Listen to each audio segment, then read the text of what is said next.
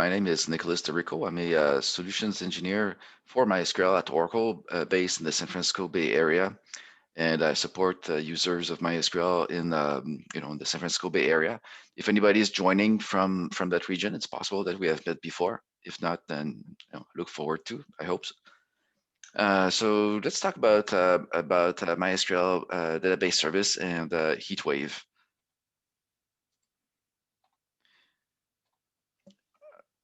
So MySQL, just in general, MySQL for the past decades has been and continues to be the most popular database, open source database. But what is very important also for us is that MySQL is the most important database for developers. And these are surveys that were done not by MySQL, not by Oracle, but by other third parties, Stack Overflow and JetBrains. And we see that MySQL continues to remain, the most popular database for developers. Also, very important for us is that MySQL is also the choice for so many of the leading companies in pretty much every vertical we can think of. So here's an example of some of those companies in different verticals. I think most people must have heard at least of probably most of those companies, maybe even all of those companies. And so in each case, MySQL is an important part of the infrastructure or the product offering. So it's well trusted by important players for each of these verticals.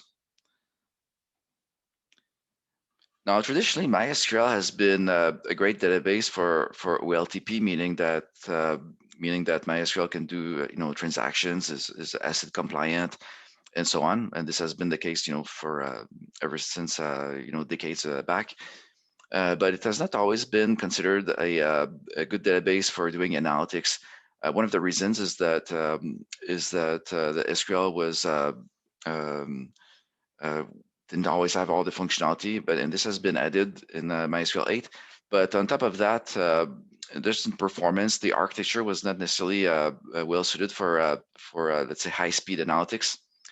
And the requirement for a lot of people was to use MySQL as the mainstay OLTP database, but then export the data to another database to do analytics. Now we've with MySQL database service, which is the Oracle managed service in the Oracle Cloud for MySQL. We do have an option to add very high speed performance to MySQL, to the MySQL database service, and it's called Heatwave. So essentially, it's an option that people can enable in the MySQL database service that accelerates queries to an incredible speed using columnar format and things like that. And so what the end result is that we have one database that is able to do OLTP and also very high speed analytics at the same time.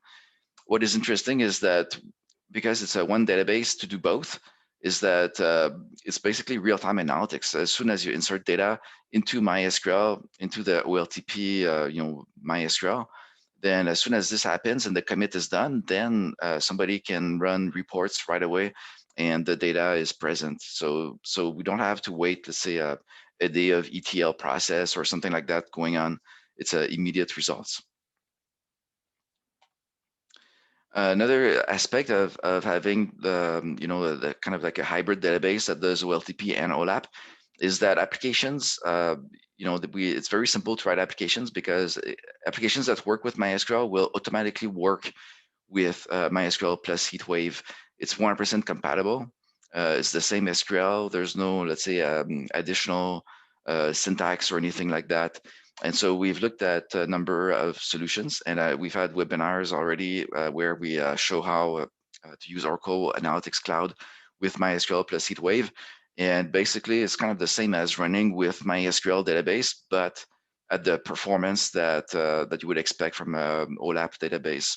And I would say probably exceeding what you would expect in terms of performance. In fact, here's a comparison that we did of using the MySQL plus Heatwave at the bottom right, along with compared to the MySQL, kind of the stock edition, the regular MySQL the database service with indexes. We're not trying to make MySQL look bad. We do like the best of MySQL with indexes versus the MySQL plus Heatwave with the Heatwave option, and we get 400 times faster query performance in the with the TPCH industry standard benchmarking for OLAP databases. So it's dramatically faster. It's just you enable it and you get 400 times faster queries. What happens is that the MySQL server receives queries, and then it identifies, determines, is it faster running with regular indexes or is it faster running with the Heatwave option? And then whichever is the fastest is the way it's going to run. And this process is completely transparent to the application. There's nothing to do. It's just the results are, 400 times faster. So we decided to compare as well with other solutions, other cloud solutions. In this case, Aura. And of course, the comparison is there's no there's no comparison. It's just so much faster that it's incredible. Okay, so but why use Aura? Okay, Aura is not necessarily considered an analytics database, but we did want it is popular, so we did want to try and see what happens if you have one hybrid database, one database that does both OLTP versus OLAP. So we try with Aura, and we get this kind of performance, dramatically faster. But how about Redshift? So Redshift has basically two kind of models. It has a kind of the low cost model that is slower and a high cost model that is faster. So let's look at MySQL plus Heatwave versus Redshift in the low cost model. So we see that we see on the left side that MySQL with Heatwave is about close to 18 times faster using again the TPCH benchmarking suite, and the cost is a little cheaper, but in fact it's way cheaper because because you have only one database instead of like RDS plus Redshift or something plus Redshift. You just have MySQL database service plus Heatwave, and it's a little cheaper than just Redshift alone in the low cost Redshift. But how about the high cost? So Redshift has the fast version, like the fast, let's say, shapes. And in this case, we're still, close to 3 times faster and about 3 times cheaper. And so, with MySQL, you get both performance and much cheaper at the same time when we use the MySQL plus Heatwave. 3 times. That's a number we see again. So we looked at just a comparison of using the MySQL database service in Oracle Cloud versus other managed MySQL services in the other clouds, other let's say popular public clouds. So, and we tried to do like orange to oranges, like the same level of comparison. So we tried to make the same shapes more or less, and to get 100 what is 100 OCPUs and 1 terabyte of storage for for the annual cost. And MySQL is, guess what? It's a third, not a third. Yeah, it's a third of the price of the others. So it's 3 times cheaper than the other services in the other clouds. And this is despite that we support it, we build it. We have the, let's say, the cost of building MySQL, when we offer our support offers not just let's say the tooling around the cloud tooling around MySQL, but also our support is the MySQL developers themselves. So you get like the top of the line support. Okay, so often we don't use only the one service in the cloud. We use we integrate with other services, and MySQL does that in Oracle Cloud. And I would say that I was speaking about analytics earlier, but a good portion of analytics, maybe even in my opinion, half of an analytics solution is data integration. And Oracle Cloud, of course, has great data integration capabilities, and MySQL database service works with that. And on that note, I will pass the screen sharing to Julien. Yep, thanks, Nicolas. Thank you. That's pretty impressive. So let me talk about OCI data integrations. Let me go here and all right. Okay, so you can see, you should be able to see my screen now. So thanks again, thanks Nicolas. Impressive numbers, I think impressive service and the optimizations that has been done with MySQL. And so today on my part, I'm going to talk about a product called OCI Data Integration. I shouldn't say a product, actually a service called OCI Data Integration.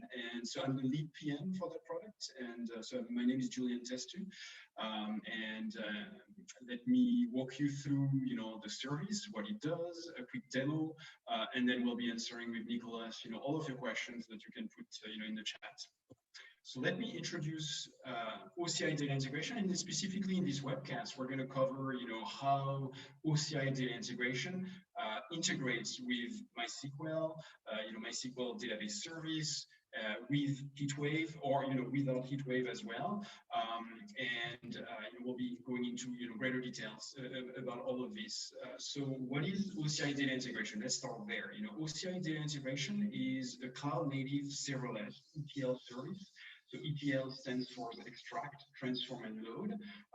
And what it does is it helps you, users, to integrate and prepare data and to move it into the OCI ecosystem. So its key highlights or key features that we're going to cover are its low-code, no-code approach. So its ability to for our users to design graphically, visually programs that then will run on top of the Oracle Cloud infrastructure, and as we'll see, can run on top of MySQL. Obviously, this is natively integrated with a variety of OCI services, including, as we just said, MySQL and MySQL with Heatwave. We do ETL, but we also merge together the concept of ETL and data preparation. So as I will show you in the slides and in the demonstration, you'll see that at any point in time, I can actually preview the data. I can see the live output of my transformations, and then from there, I can decide to apply more transformations. So I'll show you how we are, merging those two worlds together: the world of traditional ETL and the data preparation world. And so all of this is running on top of Oracle Cloud infrastructure. Data integration is a fully managed service, so you as a user have nothing to administer, tune, install, patch, upgrade, and so on. We do it for you. It's highly available in all OCI regions. I think I already mentioned that. And then from a runtime perspective, it actually runs in an ETL fashion using a Spark engine, or it can, or I should say, it can also generate SQL code that will run on database endpoints, including obviously MySQL. So let's talk about that. Let's drill down into each one of those features, and then cover a quick demo. And feel free to add any questions again in the chat. So our first key highlight from a data integration standpoint is this low-code, no-code approach. The fact that we've spent a lot of time on usability, ease of use. How do we enable our users to do more with less, do it faster? And that starts with what we call data flows in data integration. So that's what you see on the right-hand side on my screen. And what data flows allow you to do is to express visually the transformations that you want to set up, and then you basically run them, and there is really no code to write. That's why it's a low-code, no-code approach. Along the way, as I've already talked about, you'll be able to preview the data using our Data Explorer, which is where the data preparation functionality is going to surface. And then those data flows can be very simple. If you're doing simple things, you're just grabbing data, you're apply a filter, you move it into a MySQL target.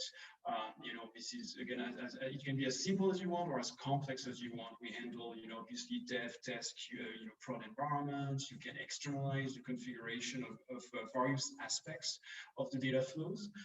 It's easy to use. You can do things faster, but you can still do the complex stuff that you are used to do in I would say, ETL tools or services in general.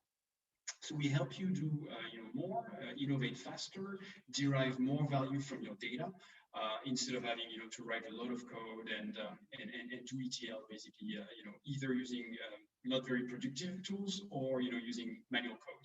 Okay, so it's very powerful and very flexible, and hopefully this will show off, I would say, when I'll give you guys the demo.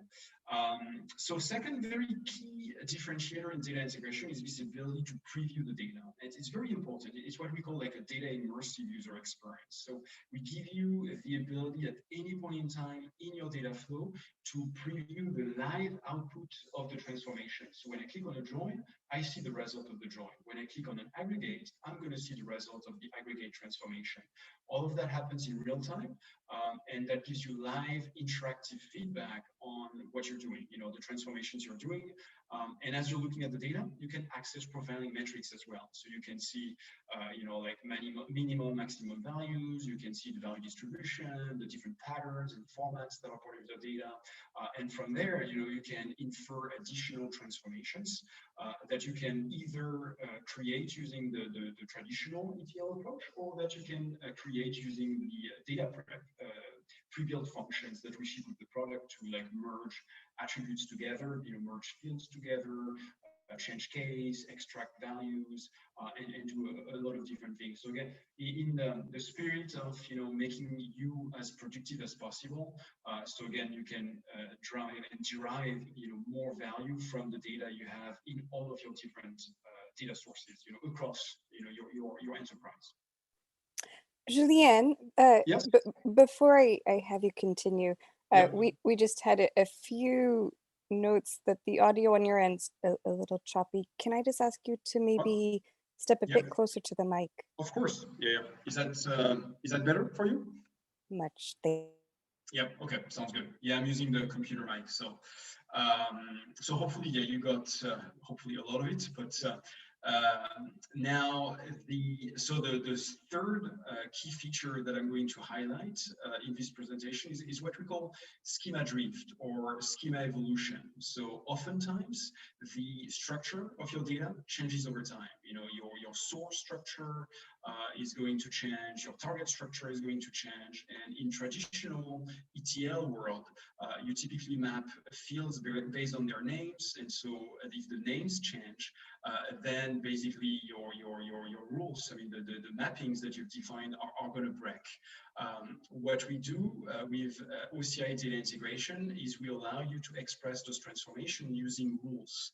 And those rules can then accommodate the variations in the source and or target schemas. So you can do things like applying a transformation using just a data type. You can say, all of my date fields, I want to apply this date function. Or all of the fields ending with name, I want to concatenate them together to do like a full name type transformations. What you can do as well is, instead of saying, take that field A and map it into field B on my target, you can do it using name patterns, and you can say, anything that ends with name, I'm going to map it to anything that ends with name out on my target. And that's actually an example that I will give you in the demonstration itself. And so all of that allows, if you will, data integration to run your processes at all time, even if the structure of the data changes. And that saves you a lot of time, a lot of money as well, because now you can really focus on, doing, again, more, creating new processes versus having to maintain the existing stuff. Okay, so very important, what we call schema drift protection, and I will highlight, some of that functionality in the demonstration.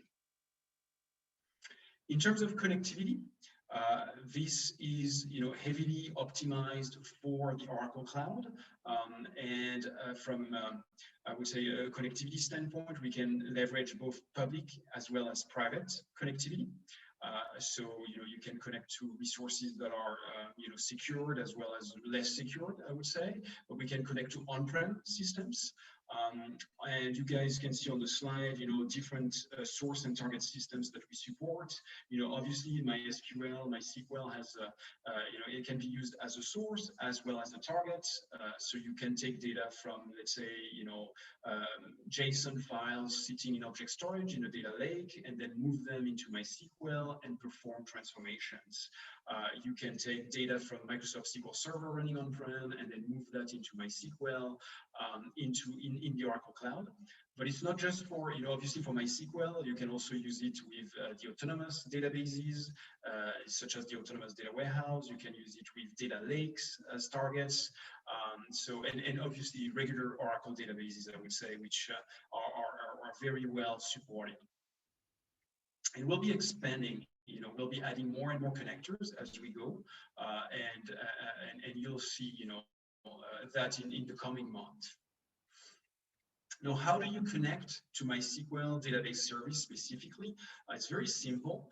In data integration, there is a concept called data assets. So data assets are, where you define the sources and the target connections. So what you'll do is you'll create a data asset. You'll give it a name. Here I use MySQL database, and then you'll pick as a data asset type. You're going to pick MySQL, and you'll find obviously all the other endpoints that I talked about as data asset types as well. Provide the host, provide the port, a username and password, optionally a database, and then behind the scenes, data integration is going to use the JDBC driver for MySQL, and it's going to connect to the database, and then allow you to use this MySQL instance and the tables that are there as either sources and or targets in your data integration processes. And the same functionality we offer for MySQL, is also offered obviously with all the other endpoints that are already talked about. But we work very closely with the MySQL product management team and product development team to add more and more optimizations as we go, so that the ETL processes can run as fast as possible on the Oracle Cloud, on the MySQL database service. Now, a very important part of a data integration process is to be able to automate it, orchestrate it. Typically you don't run just one flow, you run many of them. And in order to do so, you create in data integration what we call pipelines. So pipeline is a brand new functionality that we just launched in beta in the product, and that will be going into GA, general availability in the coming month. And what pipeline allow you to do is to create a sequence of executions. You can say, I want to run this process, then another process. I want to do this if an error occurs. I want to run those steps in parallel. So all of that is doable through what we call pipelines in data integration. And then obviously the next step is, to schedule this and automate the execution. And so we have scheduling capabilities as well, where you can take a pipeline or just a regular task in data integration, and then decide to run it, on a hourly basis, on a monthly basis, yearly basis, depending on basically what you want to do. And finally, on the performance side, or on the runtime side, as I was mentioning, the execution will, for the most part, happen in our Spark engine, and using a sort of ETL approach. And then we also have SQL pushdown capabilities. So we do have that ability to generate SQL code, and then if it makes sense in the process, we can then run a join on the source. We can do a filter on the source, so that less data goes over the wire, less data is processed, and then your processes, your data integration flows are going to run faster. Okay. So that's, I think that's it from an intro standpoint, from an overview standpoint. Let me actually share my other screen, and I'm going to look, slightly to the left, and I'm going to share my second screen to give you a live demonstration of data integration. So what we're looking at now is what we call a data integration workspace, and you'll find data integration in your CI console. So you're going to find it here under data and AI. That's our group. And then you're going to find data integration. So the first step is going to be to create a workspace. And the workspace is basically your environment. That's where you're going to do your design. That's where you're going to start, create the pipelines, automate the execution through the scheduling. So everything happens in a workspace. You can have, more than one workspace. Typically, we would expect to have at least two, one for dev, one for prod, and you can have more. You have a concept of projects, the data assets that we talked about. Not going to focus on that. We have, other materials that can help to get up to speed on the concepts. But I really wanted to, focus on the data flows themselves. How do we build them? So I've created a simple example here where I'm going to load data into a MySQL instance. So what and that's what this data flow is going to do. So orders is going to be a table in my MySQL database, and then I'm grabbing data from two sources. One is a table in an Oracle database called customers. So we're going to grab customer data. And I'm going to join it with data coming from a JSON file containing revenue information. And along the way, we're going to transform it. So how do I do this? So we're going to do this using the data flow editor, using the Canva here. So first of all, on the left-hand side of the Canva, you guys can see a list of operators. That's what we call the palette. Those operators, I'll just drag and drop them into the Canva. You can do things like filters, you can join the data, you can create expressions to apply functions to the data. I mean, like, date functions, string functions, you want to hash the data using a hashing algorithm, you want to create unique IDs and things like that. You do it using an expression. You can aggregate the data, you can sort it, you can deduplicate it with distinct, with union, and there is more coming up. We have many more operators that we keep on adding with every release. So, I would say stay tuned. If you take a look at it now and take a look at it in a few weeks, there will be more things coming up. So the palettes, definitely on the left-hand side. Typically, you can, of course, move it around if you want. Then the properties panel at the bottom, which is where you're going to configure the different nodes in your data flow. And then, I can zoom in, zoom out, and so on. So what I want to do here is I want to first join the two data sets, if you will. So we're grabbing customer data, we're filtering it, we're grabbing revenue data, we filter it, we aggregate it. Now the next step to finish the definition of the flow of the data is to basically join it with, join those two data sets together. So I'm going to take filter country, move it into the join here, take the output of aggregate revenue, move it into the join.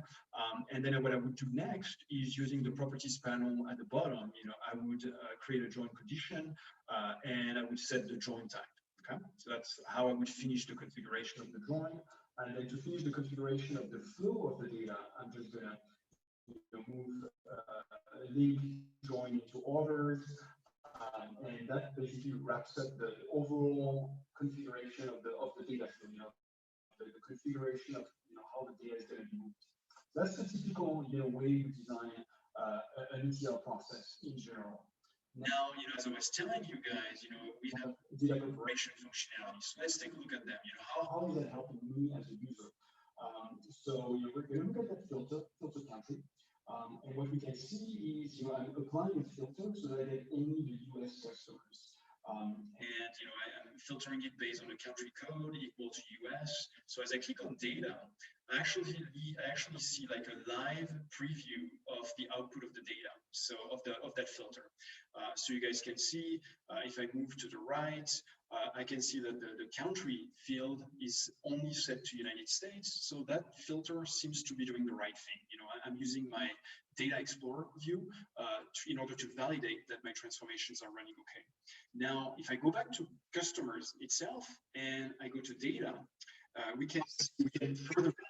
If I look at only the fields that match COU, I enter the pattern here, I'm seeing that I have more countries than United States. I have folks from Japan, United Kingdom, Hungary.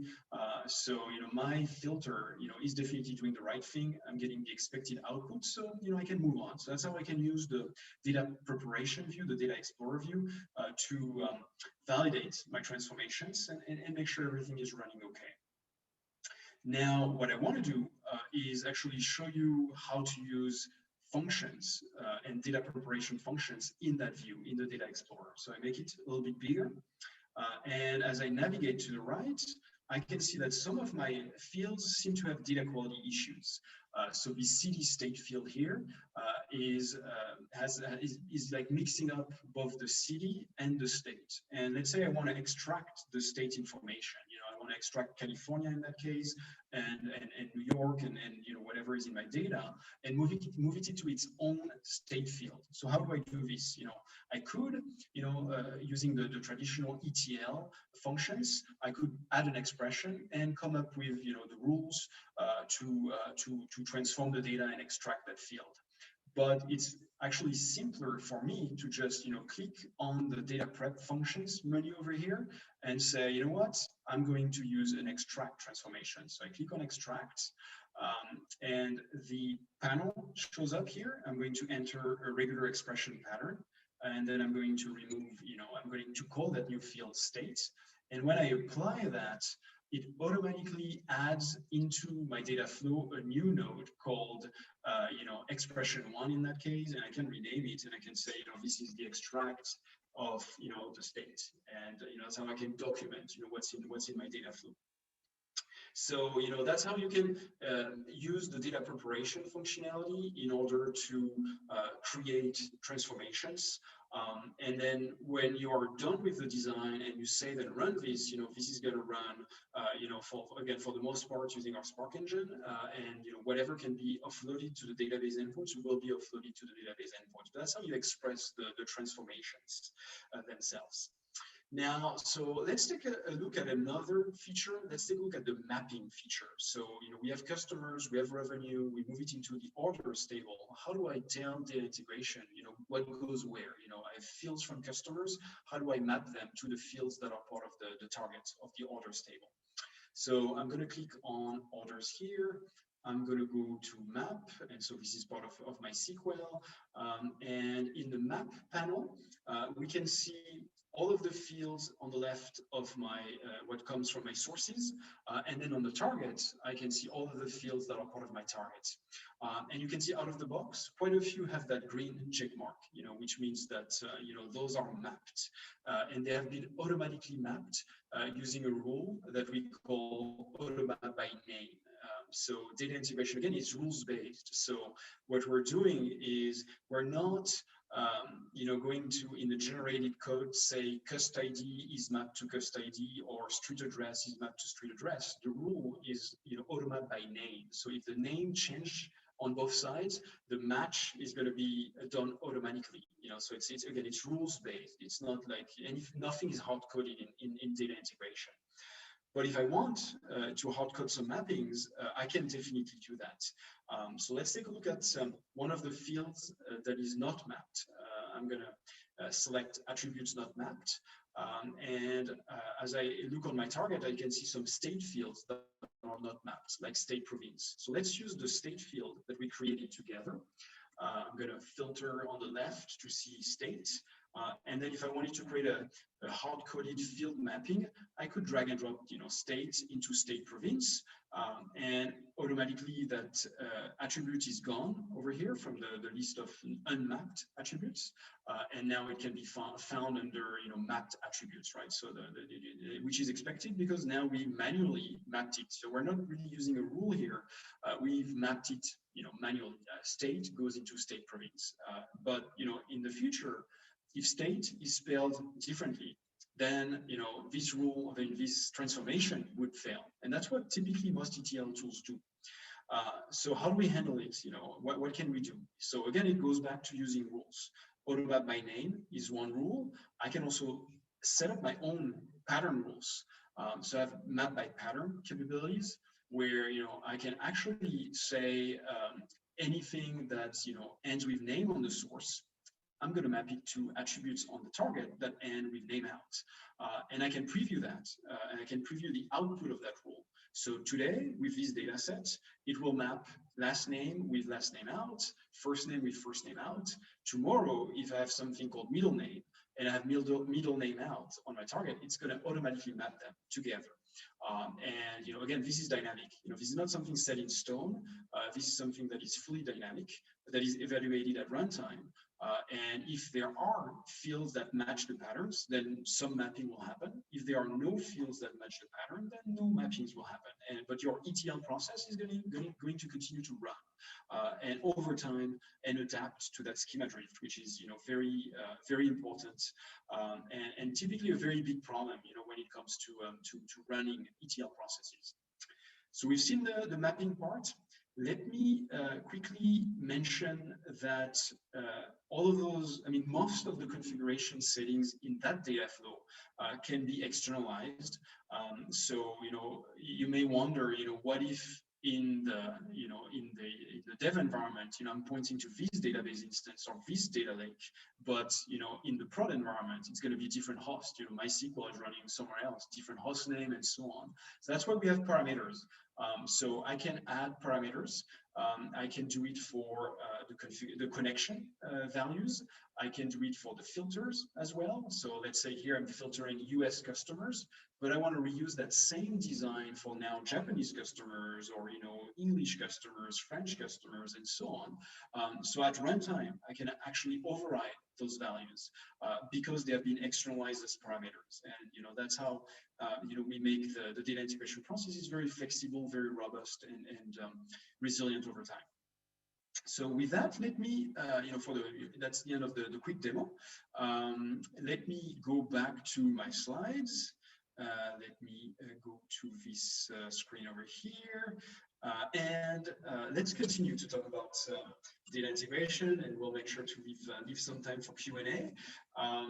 So what are some of the key use cases for data integration? So our key use cases are data integration for data marts, data warehouses, and analytics. So that's where users would be using data integration along with MySQL, as Nicolas was saying, so that you can run your data marts, your data warehouse on MySQL, perform the transformations that you want to perform, either on our Spark engine or on the MySQL Heatwave engine, and data integration also for the data lakes. And so there, typically, and data science. So there, typically, data integration would be used to load data into object storage on OCI, and then you would be using something like OCI data science, for example, to create, build, train, manage your AI/ML models. So these are the two key use cases that we're aiming at with data integration, but specifically for MySQL database service and Heatwave, this is what it would look like. Typically, assuming that MySQL is the target in this case, and you want to perform your analytics there. So most likely, then what you can do is use data integration in its connector layer or its connectivity layer to get data from all the different endpoints that we support, like an Oracle database on-prem, or maybe running elsewhere in OCI. Maybe some files that you've staged in your lake. Now you want to do analytics on top of them. You want to push them into MySQL. Maybe you have some Hive data that you want to get into your MySQL endpoint. And so data integration can help you there. You as an ETL developer or as a data engineer, data integration can help you with its low-code, no-code approach to get the data out and then push it into MySQL and then help you, do the analytics that you need to do. Okay? So, and the data preparation that you need to do as well. So what about the user experience? I think we've mostly talked about it in the demo itself. When you land into the product, you have the homepage of the product where you can quickly start doing things. We have quick actions to start creating a pipeline, start creating a data flow. We have a list of the recent object that you have worked with. So, I created the data flow yesterday. I'm coming back the day after. I want to start from where you left off yesterday. I will find it at the top of the list. I click on it, boom, I'm there. I can pick up from there and continue to design my processes. Of course, a list of learning resources, blogs and documentation, videos that we ship with the product, and then navigation links. So that's the home. The data flow user interface that we've reviewed together. So I don't think there is any need to add more there. The concept of tasks, sometimes sometimes sometimes you do complex things, right? You need the data flow, you need the Canva, you need to have multiple steps that you configure, and you're doing sometimes super complex stuff. But there are other cases you're just loading a staging area. Let's say you want to do analytics on MySQL, and very often you start with loading your staging area, and then from the staging area you're going to load your facts and your dimensions. So to load the staging area, often it's one-to-one. Just have a table and you want to create a new object on the target side. Creating a data flow for that can be overkill. So what we have in data integration is the concept of guided tasks. And we have tasks like data loader, which allow you in a very simple form, that's what you see here, to say, this is my source, this is my target, and I just want to run it. Just pick a table, soon pick a list of tables, and just push it into a schema or push it into a data lake, bootstrap it.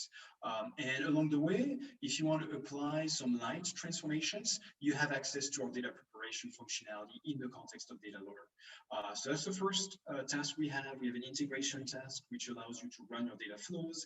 And now we have a pipeline task that allows you to run your pipelines as well and further configure them. You can expect that there will be more from us, more tasks. And again, for the sake of productivity, usability, and make sure that you guys can do what you want and do it quickly. And then when everything is done, your design time processes have been created, you are going to publish those design time objects into an application, and the application is where you run things, that's where you schedule things, and that's where you monitor them. And so here you can see a list of runs, for example. You can see what's successful, how much, how long did it take, how many inserts have been performed, what is the amount of data that you've read and written, and then if something fails, you want to see the logs. So you can do it, all of that, from the applications part of your data integration workspace. Okay.